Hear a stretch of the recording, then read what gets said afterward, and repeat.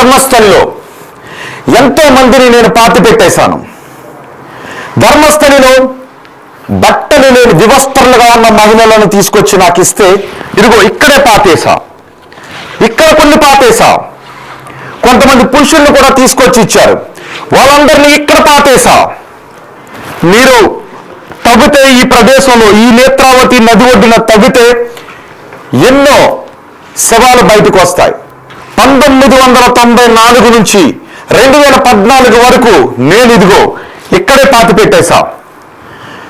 ఇప్పుడు ఈ కేసులో న్యాయం జరగాలి అంటే ప్రభుత్వం ఇక్కడ తవ్వకాలు జరిపిస్తే ఎన్నో శవాలు ఇప్పుడు బయటకు వచ్చే అవకాశం ఉంది. వందలాది మహిళలను, పురుషులను, మైనర్లను నేను ఇక్కడే పాతి పెట్టేశా. అదిగో ఆ నేత్రావతి నది వాళ్ళు చంపేసిన రక్తపు మరకలతో ఈ నేత్రావతి నది ఒడ్డి తడిచింది. మరి ఇప్పుడు ఎముకలు ఉంటాయో లేదో నాకు తెలియదు. ఇదిగో ఈ కవర్లో కొన్ని ఎముకలు, మీరు నమ్మకం కోసం నేను కొన్ని ఎముకలు తీసుకొచ్చాను. ఇవి చూసిన తర్వాత మీరు ఇక్కడ తవ్వకాలు జరిపితే ఆ ప్రదేశంలో చాలా మంది వివరాలు తెలుసుకునే అవకాశం ఉంటుంది. ఇక్కడ తవ్వండి, ఇక్కడ లేవా? ఇక్కడ అవును, 11వ నెంబర్ సైట్లో 11 అడుగు ఆ కొండగట్టునే నేను పాతాను. 13వ నెంబర్ సైట్లో నేను పాతాను. 13లో చాలా బోన్స్ దొరికే అవకాశం ఉంటుంది, పుర్రెలు దొరికే అవకాశం ఉంటుంది. న్యాయం జరగాలి అంటే ప్రభుత్వం ఇక్కడ తవ్వకాలు జరపాల్సిందే. నాకు బాగా గుర్తుంది, నేను ఈ విషయాన్ని బయట ప్రపంచానికి చెబుదామని అనుకుంటే నన్ను కూడా చంపేస్తానని అన్నారు. ప్రాణ భయంతో నేను వాళ్ళు చెప్పినట్టే చేశాను. ఈ చేతులతో వాళ్ళు తీసుకొచ్చి ఇచ్చిన బాడీస్ని ఇదిగో ఇక్కడే పాతేశాను. వాళ్ళని క్రూరంగా చంపేశారు, అఘాయిత్యాలు చేసి చంపేశారు. వాళ్ళ ఒంటిపైన ఎన్నో గాయాలున్నాయి. ఆ గాయాలు చూసి నా మనసు చలించిపోయింది. నేను ఈ విషయాన్ని ప్రభుత్వానికి చెప్పాలని అనుకున్నాను, కానీ ఆ విషయం చెబితే నన్ను చంపేస్తానని బెదిరించడంతో నేను చెప్పలేకపోతే, ఇక్కడ తవ్వండి, దొరుకుతాయి, ఖచ్చితంగా ఇక్కడ దొరుకుతాయి, ఇదిగో ఈ గోత్రలో దొరకవచ్చు, ఈ సైట్ నెంబర్లో దొరకవచ్చు, ఇక్కడ తవ్వండి అని చెప్పిన ఆ ముసుగు వీరుడి మాటలు విని సిట్ని వేసింది కర్ణాటక ప్రభుత్వం. మరి ఇప్పుడు ఇక్కడ తవ్వకాలు జరుగుతూ ఉన్నాయి. కేవలం ఇప్పటి వరకు ఒక 5 బాడీస్ మాత్రమే దొరికాయి. ఇప్పుడు ధర్మస్థలి కేసులో ఏం జరగబోతోంది? ధర్మస్థలి కేసు క్లోజ్ అయిపోతుందా? లేదు, అక్కడ ఎంతో మందిని చిత్రహింసలకు గురి చేసి వందలాది మందిని చంపేశారు అని ఆ పారిశుద్ధ్య కార్మికుడు చెబుతున్న మాటల్ని ఇప్పటికీ చాలా మంది నమ్ముతూ ఉన్నారు. ఇలాంటి ముసుగులో మనకి కనిపిస్తున్న ఆ పారిశుద్ధ్య కార్మికుడు చెబుతున్న మాటల్ని చాలా మంది నమ్ముతూ ఉన్నారు. ఈ ముసుగులోనే, ఇలాంటి ముసుగులోనే అతను అక్కడ మనకి కనిపిస్తూ ఉన్నాడు. వారం రోజుల నుంచి అక్కడ తవ్వకాలు జరుగుతూ ఉన్నాయి. 1 నుంచి 6వ సైట్ వరకు దొరకలేదు. 6వ సైట్లో మాత్రం ఒక పుర్రె దొరికింది. అంతేకాదు అక్కడ ఒక పాన్ కార్డు దొరికింది. ఆ పాన్ కార్డు దొరికిన తర్వాత ఒక డెబిట్ కార్డు కూడా దొరికింది. అయితే అది లక్ష్మి అండ్ మరొక వ్యక్తిది అని చెప్పారు. ఆ తర్వాత మిగిలిన తవ్వకాలు జరుగుతూ ఉన్నాయి. ఆ చెబుతున్న వ్యక్తి ముఖాన్ని ఎక్కడా కూడా కనపడనివ్వడం లేదు. ఆ చెబుతున్న వ్యక్తి ముఖాన్ని ఇదిగో ఇలాగే ముసుగు వేసి తీసుకుని వెళ్తూ ఉన్నారు. రోజు ఆ వ్యక్తిని కారులో తీసుకొస్తున్నారు, పోలీసుల సెక్యూరిటీతో తీసుకొస్తూ ఉన్నారు. పోలీసుల సెక్యూరిటీతో తీసుకొచ్చి ఆ వ్యక్తిని మళ్ళీ తీసుకుని వెళ్తూ ఉన్నారు. కానీ 13వ సైట్లో తవ్వకాలు జరిపితే చాలా ఎముకలు దొరుకుతాయి అని చెప్పారు. ఇలాంటి బకెట్లలో, కొన్ని కవర్లలో అక్కడ ఒక 5 అస్థిపంజరాలు దొరికితే వాటిని తీసుకుని వెళ్ళారు. అందులో ఒక అస్థిపంజరం మహిళలదని చెప్పారు. కానీ మరి వందలాది మంది అక్కడ మరణానికి గురయ్యారు, చిత్రహింసలకు గురి కాబట్టి అక్కడ చనిపోయారు అని ఆ పారిశుద్ధ్య కార్మికుడు చెప్పిన మాటల్లో వాస్తవం లేదు అని చాలా మంది అంటూ ఉన్నారు. కేవలం ఇది ఆ మంజునాథేశ్వరుణ్ణి, ఆ మంజునాథ పవిత్రను భగ్నం చేయటానికి కొంతమంది ఆ వ్యక్తితో చెప్పించిన అవాస్తవాలను కొంతమంది అన్నారు. లేదు, ఆ ఆలయానికి సంబంధం ఉన్న కొంతమంది వ్యక్తులు దురాగతాలకు పాల్పడారు అని మరికొంతమంది చెప్పారు. ఇలా ముసుగులో కనిపించినటువంటి ఆ వ్యక్తి నేనే ఎంతో మందిని ఇదిగో ఇక్కడ పాతాను, ఇక్కడ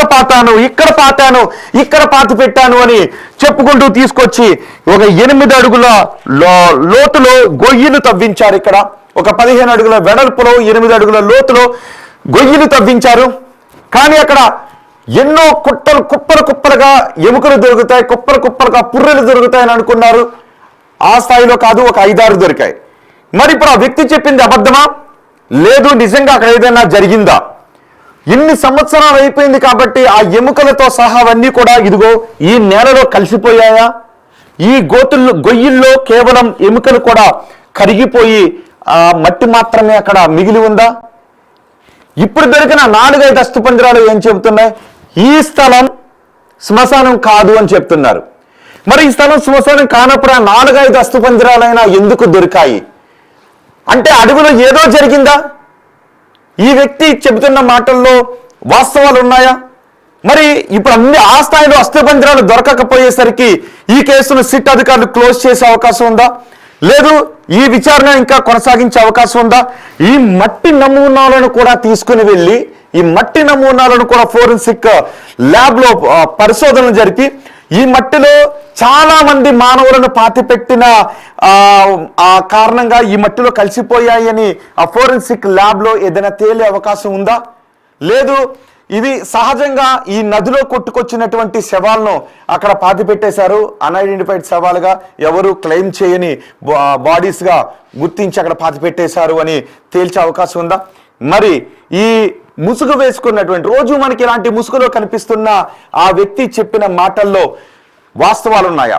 కొంతమంది అంటూ ఉన్నారు కేవలం ఇది ధర్మస్థలి పవిత్రతను చెడగొట్టడానికి, ధర్మస్థలి ఆలయానికి అపవిత్రతను చేకూర్చడానికి కొంతమంది చేసినటువంటి కుట్రాని అంటూ ఉంటే, లేదు అతనే నేరుగా ముందుకు వచ్చాడు. అతని పేరు కూడా ఎక్కడా చెప్పట్లేదు, మనం పెట్టినటువంటి ఒక పేరుని మీకు చూపిస్తూ ఉన్నాం. ఆ వ్యక్తి చేత కొంతమంది చెప్పిస్తున్నారు అంటే లేదు. అదిగో చూడండి ఒక్కసారి, అదిగో ఆ బకెట్ లో మీకు కనిపిస్తుంది కదా, అక్కడ బకెట్ లో కనిపిస్తుంది కదా, ఆ బకెట్ లో ఒక పుర్రె కూడా మనకి కనిపించింది. ఆ బకెట్ లో కొన్ని పుర్రెలను అందులో పెట్టారు, ఆ కవర్ లో కొన్ని ఎముకలను తీసుకుని వెళ్ళారు.